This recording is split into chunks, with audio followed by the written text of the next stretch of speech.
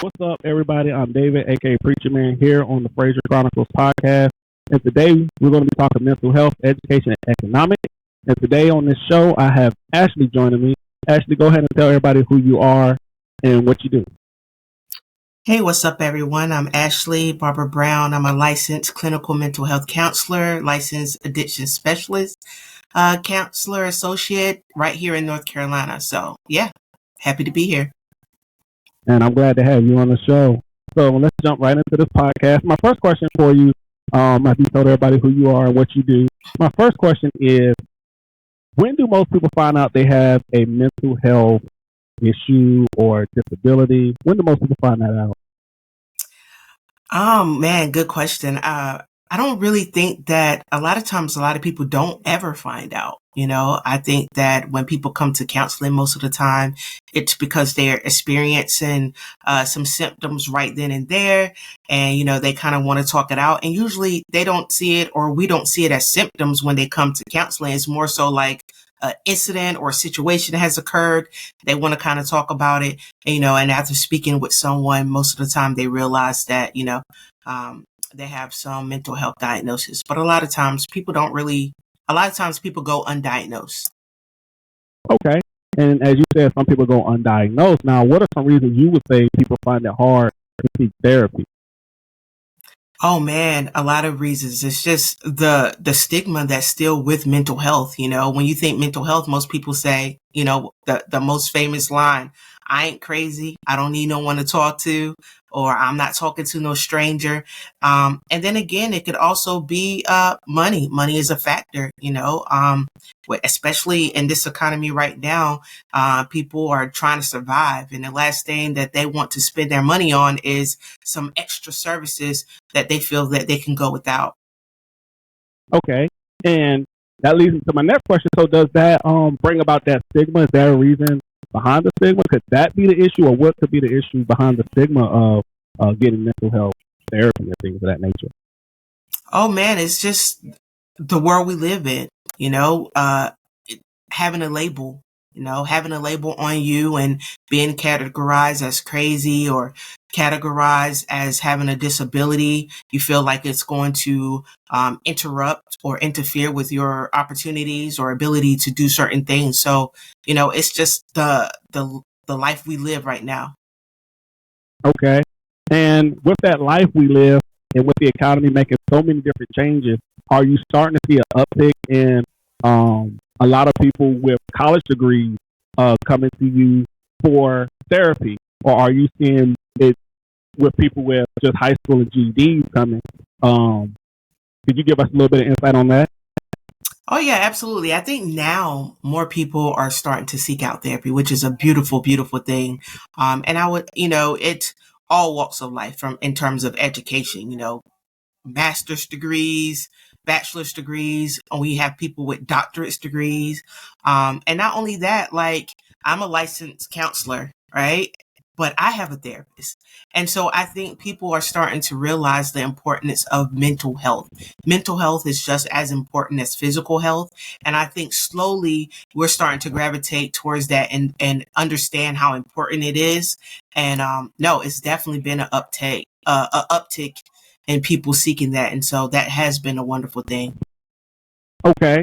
And I know with it being a wonderful thing, a lot of people are deciding, that they want therapy. When is the right time to seek therapy? Is there a right time? Is there a wrong time?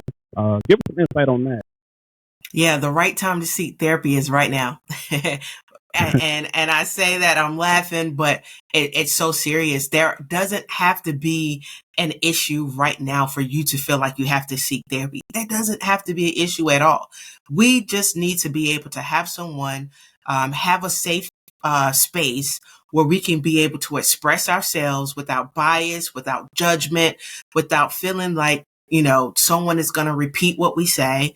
And, we all need that. Nothing has to be wrong for you to seek therapy. And I just, that's the message I would love to get out if nothing else. Like, mental health is important and nothing has to be wrong for you to be able to seek care.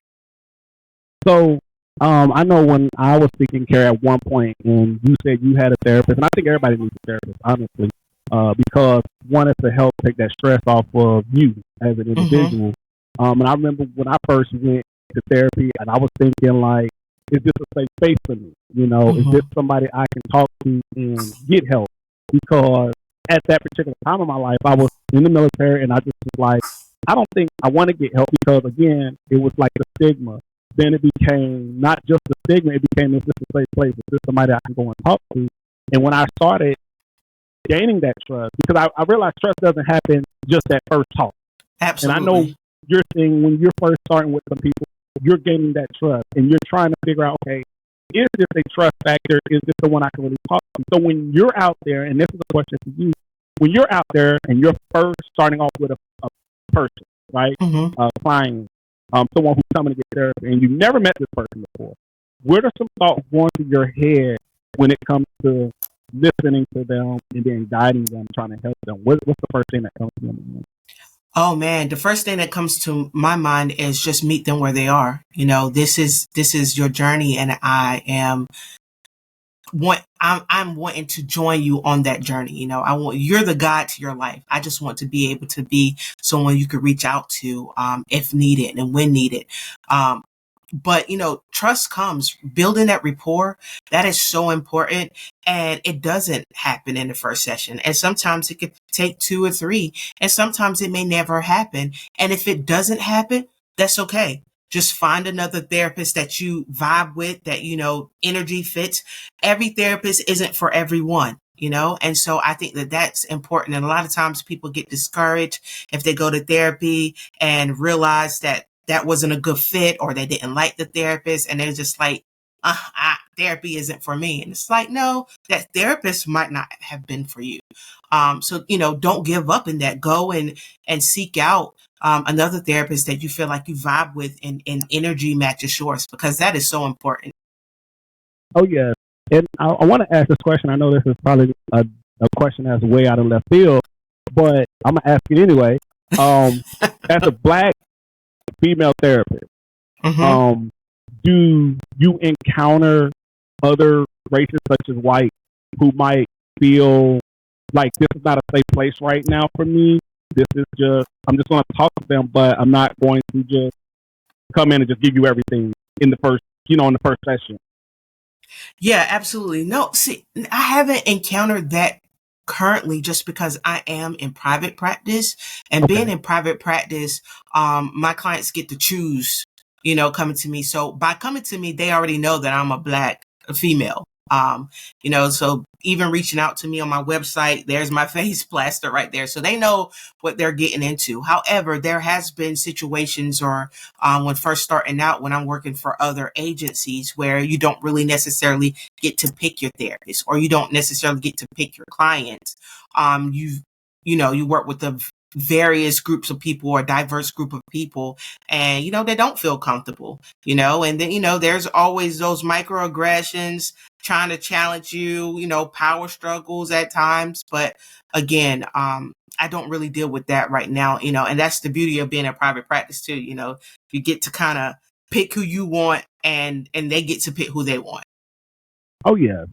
So, when it comes down to therapy, the reason I'm asking these questions because now we're moving to the educational part.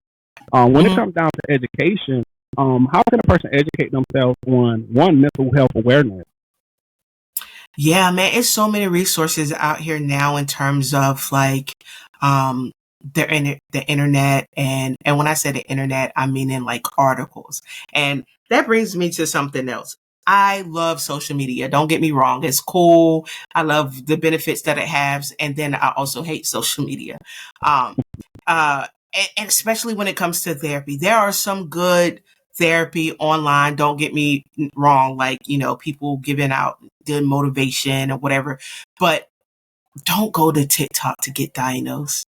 And I'm gonna say that to people, because a lot of times people are watching TikToks, and there was like, someone on TikTok said this, and this, so I think I have this. No. Don't listen to, not saying don't listen to it. And if it's helpful in terms of like good information or good advice or recommendations or pointing you to other resources, but don't diagnose yourself or label yourself or restrict yourself because you heard someone on social media list out a bunch of things. Because a lot of times, it's just anybody can get on social media and say anything that they want. But other than that, it's a lot of books out here. It's a lot of resources that are available now because it's starting to become to the forefront, especially in entertainment. You see the music industry, athletes, everyone is kind of being more forthcoming about mental health. So, yeah, it's definitely out there. It's definitely available. And I like how you said it, social media and everything. But right now, with a current event with social media, there's a lot of shootings taking place. I mean, there's shootings in Texas, there's shootings in right in our backyard.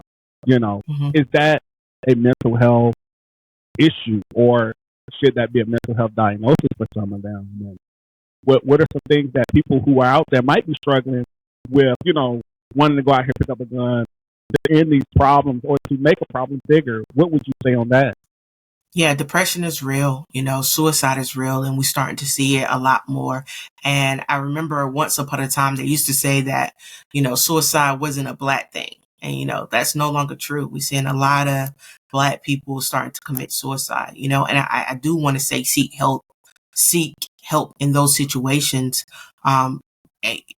It's important for people to feel like they can have someone to turn to. Now, in terms of some of these shootings and different things that are occurring, our mental health, does mental health play a part in that? Maybe, I've never been in the business of trying to diagnose someone that isn't my client because I have no idea what's going on in their head. I have no idea, what they're going through, but I do know that mental health it's a crisis. And I know that, a lot of times people are crying out for help. But at the same time, depression or anxiety don't necessarily mean go pick up a gun and start shooting people. We can't constantly blame crime on mental health. Now, does it have a factor or plays an impact? Absolutely. Maybe. But, having depression doesn't make you go out and shoot other people.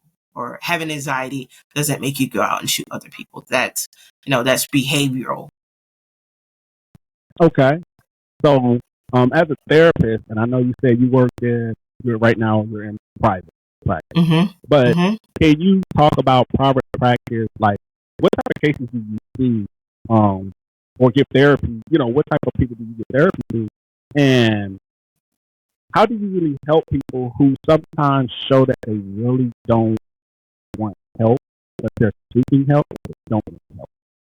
Yeah, and that's very real. Like people definitely come saying that they want help, but actions may say something totally different. Again, I meet people where they are because at the same time, you took that first step. You took that first step to come to therapy. Now, am I going to work harder than you? Absolutely not. But I am going to motivate, encourage, and try to challenge you to take some actionable steps, to make things better for you, to try to help you to grow. My first thing is like, what are your goals? If we can at least establish some goals, then we have at least a baseline in terms of what we can do to try to help you at least reach some of their goals. But, we do get people that, come and say they won't help, but they challenge everything you say and sometimes don't want to talk. And, sometimes I see that as a cry for help. And sometimes people just don't know how to express themselves. And sometimes people have been in situations or in families or are surrounded by friends or whoever the case may be where they haven't been able to have a voice. And so when it's time for them to have that voice for themselves, they don't know how to do that because they've been shut up or shut off for so long. So I definitely give people time to, try to come into themselves. So now I'm gonna ask a crazy question. My crazy question is this because you went through a whole lot. You said people come in, they don't want help, and you have to meet people where they are. Now, do many people take your advice, or do they kind of take their own advice and kind of just figure out what will work for them? Yeah, when it comes to advice, that's a good question. When it comes to advice, I, usually I like to ask people, do I have permission to give you this advice? Because sometimes people, they come because they want to be heard, right? A lot of times people got a lot of people in their life right now that's giving them advice. And sometimes they might not want to hear another person's advice. So my thing is I'll allow people to kind of talk through things, process through things. And when you start talking, sometimes you realize that you already knew the answer. You just needed to be able to have enough silence, meaning not distractions around you where you can hear yourself and you realize that, man, I knew this all along.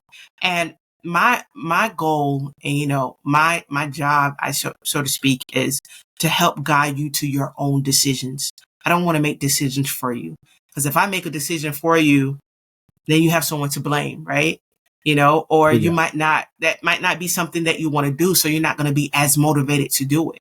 So my goal is to help you come up with goals and things that work for you, and maybe give guidance and actionable steps that can help you reach those goals. But ultimately, the goals and the decisions are yours. And that's facts right there. So my next thing it leads us to, as we kind of come to a close, is the economical standpoint. Have you seen anyone who says spending money helps them cope? Have you ever seen that in therapy? Oh, absolutely. That definitely can be a coping skill. There's so many things that people use to cope, right? And at this point, it's all about healthy coping skills. So if spending money is something that helps you cope and you're able to manage that in a healthy way, I mean, it's okay to go buy nice things. However, if shopping or spending money impact your ability to live a healthy, functional life, then okay, then that is something that we need to manage so that you can have other coping skills that you can go to that will be more healthy and beneficial. Okay. And my last thing, as we come to a close, is Ashley, can you tell us what advice right now do you give people who might have COVID issues? Might say, hey, I didn't have mental health issues until COVID came because of maybe they lost their job, and because real life stuff is happening. So, what advice do you give to people that say, hey, I lost a job, I'm going through this, I'm going through that, about to lose everything, and I just can't take it anymore? What advice would you give to them? I would definitely say seek support, and I get it. Everyone might not can necessarily say, let me go set up an appointment and find a therapist in terms of pay for some, but there are reasonable resources out here that can help provide therapy for people that may not have, any money necessarily to be able to get therapy, but also like pick up hobbies, get friends. And when I say friends, I mean healthy friends, people that can pour into you in a healthy way, a healthy environment. Surround yourself with people that if I can't move forward, I have such a healthy support around me that they can help push me just a little bit until I'm able to do it on my own. Right. So just surround yourself with people that want to see the best for you. Oh yeah. And I think that's what therapy is. And having a therapist is, being, like you said, is building that support to have somebody who has your back, who's saying, hey, I'm here for you. Like you said, I'm not going to do the work for you, but I will give you some advice to push you along to make sure that you are, successful in whatever, step you need to be successful. So now it's time, we're going to move into allowing you and opening the floor up to you to tell everybody who you are, where they can find you, social media pages. This is your opportunity right here to gain some clients, because I'm quite sure after this, some people are going to be like, hey, let me go ahead and find this lady named Ashley who can probably help me with my issue or my situation. So the floor is yours. Absolutely. Absolutely. I appreciate that. So you can find me at www.releasetherapync.com. Again, that's www.releasetherapync.com. I do have an Instagram page that I got to get more active with. Like I said, I love social media. I hate it at the same time, but you definitely can check me out at Release Therapy NC and that's on Instagram. So yeah, definitely reach out. And again, I may not be the therapist for you, but if you reach out and honestly just need some help or guidance, and I can refer you out to someone or just provide some resources, absolutely, I would do that with no problem. And as y'all heard, don't come wasting time. Come in seeking that help. And it was good talking to you here on the show. I'm glad you came on the show, and I hope that we can do more shows, and that this is not the only one we do. And for all you that are out there listening, again, this is FrazierChronicles.com. Make sure you check out all the latest podcasts. Check out the YouTube, and make sure that you guys, if you're looking for a podcast platform, maybe you have a meeting and you're trying to have a meeting, make sure y'all check out Riverside. All right, check Riverside.com and join in on this. And today's show, guys and ladies and gentlemen, was sponsored by Decal World. It was also sponsored by Riverside as well. So make sure you guys go and check all those things out. But don't forget, we have Ashley here. Make sure y'all check out Release Therapy. And let's get this help, because we all need it and we all can use a little bit of therapy. So from here until the next episode, I'm going to say peace out. And y'all make sure y'all get this therapy, because life getting real. And you heard it from Ashley herself. Get this therapy. Before we go, Ashley, anything else you want to say before we close out? Just last thing is, it's okay to not be okay. Hey, y'all heard it right there. You heard it first. So make sure y'all check out Ashley at ReleaseTherapy.com.